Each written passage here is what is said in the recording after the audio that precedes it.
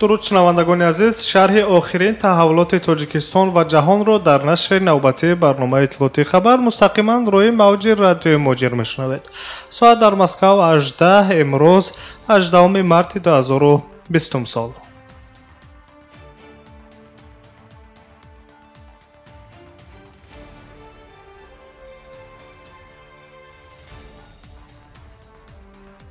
мақомоти қирғизистон аз 19 март воридшавии шаҳрвандони давлатҳои хориҷӣ ва шахсони бешаҳрвандиро муваққатан қатъ мекунад. фармони дахлдор аз ҷониби ҳукумати ҷумҳурии қирғизистон қабул шудааст, гуфтааст муовини вазири корҳои хориҷии ин кишвар Нурлан Абдурахмонов дар нишаст бо хабарнигорон. ва гуфтаи вай маҳдудият бо мақсади ҳифзи саломатии шаҳрвандони қирғизистон ва пешгирии паҳншавии коронавирус ҷорӣ карда мешавад. ин маҳдудият ба ронандагони воситаҳои нақлиёти боркаши байналмилалӣ, қатораҳои боркашон ва сарнишинони ҳавопаймоҳо дахл надорад. тибқи маълумоти охирин, аз оғози паҳншавии коронавирус дар ҷаҳон зиёда аз 198 000 ҳолати сироятшавӣ ба қайд гирифта шудааст ки шумораи қурбониён ба 8 000 нафар расида, тақрибан 82 000 нафари дигар шифо ёфтаанд.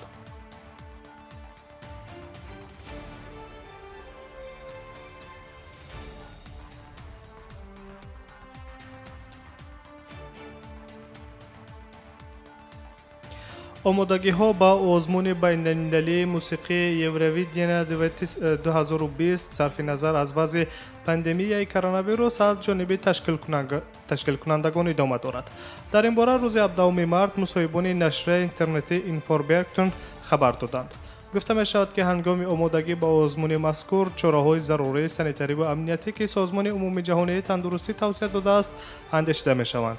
созмондиҳандагон инчунин вазъи паҳншавии коронавирус дар аврупоро бо диққат назорат карда истодаанд, аммо ҳанӯз нақша надоранд ки озмунро лағв кунанд.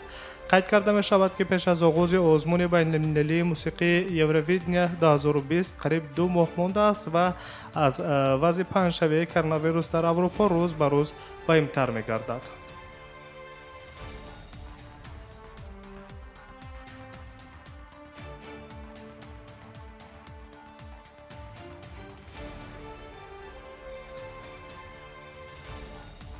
идомаи хабарҳои рӯзро мустақиман мешунавед.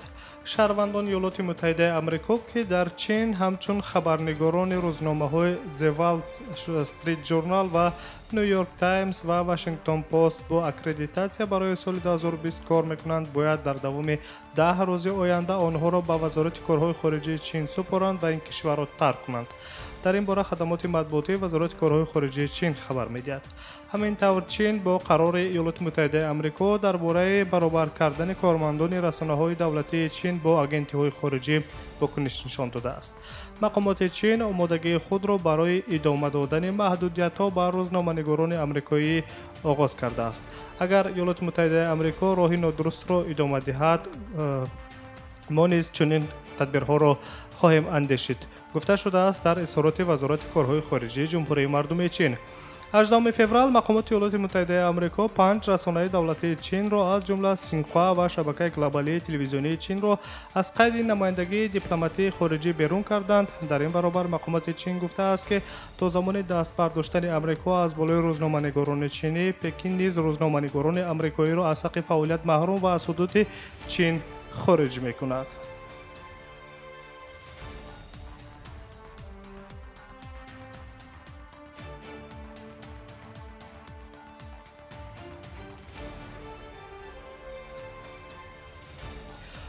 додгоҳ ташкилкунандаи муноқишаи оммавӣ дар қабристони Хованский шаҳри Москав Георгий Макаревро ба 3 солу 9 моҳи зиндон маҳкум кард. дар ин бора намояндаи раёсати тафтишотии Кумитаи тафтишоти Русия оид ба шаҳри Москав Юлия Иванова ба расонаҳо хабар додааст. инчунин додгоҳ ба шахси дуввуми марбут ба ин парванда Шоҳмаҳмад Шабтуркаев низ 2 солу 2 моҳи зиндон ба адои ҷазо дар муассисаи ислоҳии низомаш сахтро таъин кардааст. тафтишот муайян кардааст ки раҳбари созмони Миллати Солим Георгий Макарёв тазоҳуротро ташкил кардааст ва Шоҳмаҳмад Шабкуртаев мустақиман ба берун кардани муҳоҷирони меҳнатии Тоҷикистон аз қабристон ҷалб карда шудааст. дар маҷмӯъ 26 нафар бар ин парванда ҷалб гардиданд. تظاهرات با تیرپرانی و زنازنی مهاجران و گروه خودخوانده پلستان‌ها در قبرستان خوانسکی مسکو مهمه سال 2016 اتفاق افتاده بود. در آن وقت در زنازنی‌ها بیش از 200 نفر شرکت کردند که در پی این 3 نفر جان باخته و بیش از 30 تن دیگر مجروح شدند. طبق اطلاعات تفتیشات مناقشه در نتیجه مبارزه برای خدمت رسانی در قبرستان رخ داده است. سازمان دهندگان تظاهرات کوشش کردند مهاجران کره تاجیک را از قلمرو این قبرستان بیرون کنند.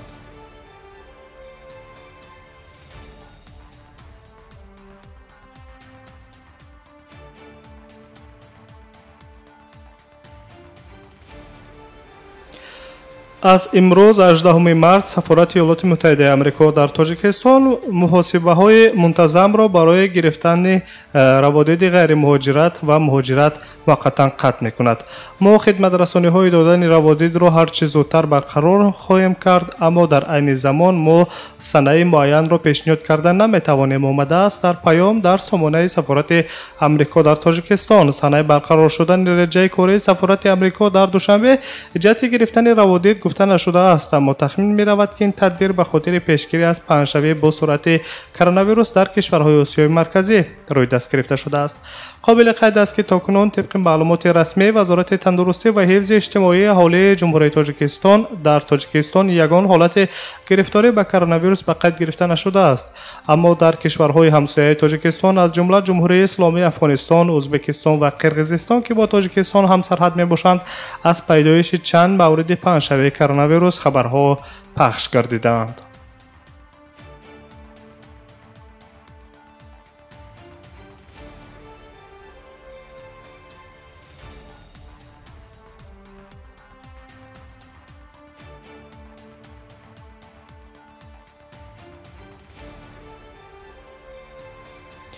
کمیته رشد سیاحی نزد حکومت جمهوری تاجیکستان به شرکت‌های سیاحی توصیه داده است که سفر سیاحان را به کشور موقتا باز دارند.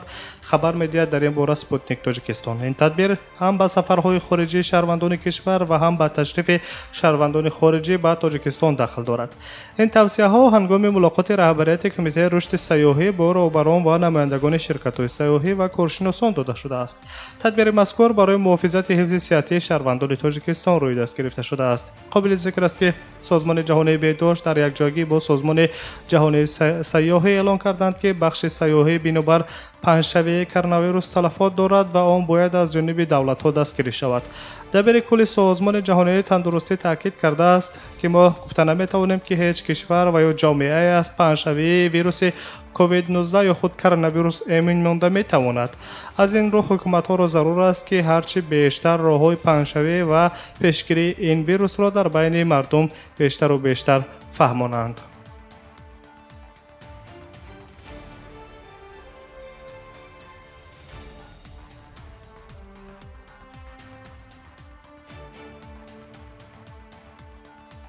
خبرهای روز را مستقیما روی موج رادیوی مهاجر میشنوید. طبق معلومات تحقیقگران از دانشگاه جانز هاپکینز در سراسر جهان زیاده از 198,000 آدمان به سرایت کرونا ویروس گرفتار شدند. در بین آنها 81,950 نفر شفا یافته، 7,948 نفر دیگر تخمینا جان دادند. می‌نویسد مدوزا. بگویی 17 مارس چرنگوریا درباره دو حالت اولین سرایت کرونا ویروس خبر داد. ویروس در بیمارانی که از ایالات متحده و اسپانیا آمدند پیدا شده است. تا این لحظه چرنگوریا آخرین کشور در اروپا بود که در آنجا یگان گرفتاری سرایت کرونا ویروس وجود نداشت. در ایالات متحده آمریکا باشد کرونا ویروس در همه 50 ایالت‌های این کشور پهن گردیده است. آخرین منطقه‌ای که در آن کووید 19 یا خود کرونا ویروس آشکار شده است این ویرجینیای غربی می باشد. در مجموع در ایالات متحده آمریکا بیش از 5800 حالت سرایت به قید گرفته شده، بیش از 100 نفر جان دادند. حکومت اسپانیا خبر داده است که در یک روز اخیر باز 182 نفر از کرونا ویروس فوت دیدند. شماره عمومی هلاک شدگان در این کشور به 491 نفر رسید. اسپانیا دومین کشور در جهان پس از ایتالیا گردید که شماره فوت دیدگان گرفتاری کرونا ویروس با سرعت می‌افزاید. در مجموع در اسپانیا در بدن 11178 نفر ویروس دریافت شده است. در چین باشد 13 نفر دیگر در یک روز به کرونا ویروس گرفتار گردیدند که این 12 حالت نفرانی می باشند که از دیگر کشورها به چین آمده بودند. در مضافات هوبه که اپیدمی سیریاتی کرونا محض در آنجا آغاز یافت، در یک روز اخیر تنها 1 نفر به این بیماری گرفتار شده است.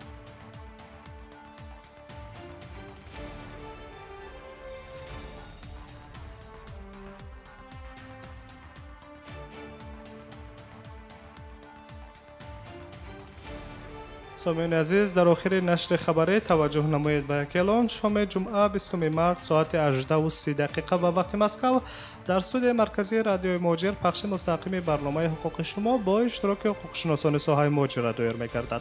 شما می توانید سوال‌های خود را وابسته به حالت گرفتن منزل اقامتی بود و باش در قلمرو فدراسیون روسیه به رسمیت ضروری حجت‌ها طبق طلبات قانونگذاری مهنت به کار درآمدن و از کار خارج گشتن، گرفتن مزد مهنت از کارفرما و یا کاردهنده، حمایت خود در مقامات سودی، مناسبت با پلیس هنگام واخوردن و یا مراجعت و گذشتن خط سرحد دولتی به رادیو موجر طریق SMS پیامک در شبکه‌های اجتماعی فیسبوک، اینستاگرام، ایمو، کانتاکت و در واتساپ با شماره 8965 151 0410 8967 111 56 46 سوال خود را بفرستید و یا در جریان برنامه که با پخش مستقیم دایر می‌گردد زنگ زده به سوال‌های خود جواب‌های مشخص گیرید. فراموش نسازید پخش مستقیم برنامه حقوق شما شام جمعه 20 مارس ساعت 18:30 به وقت مسکو در استودیو مرکزی رادیو موجر آغاز می‌گردد.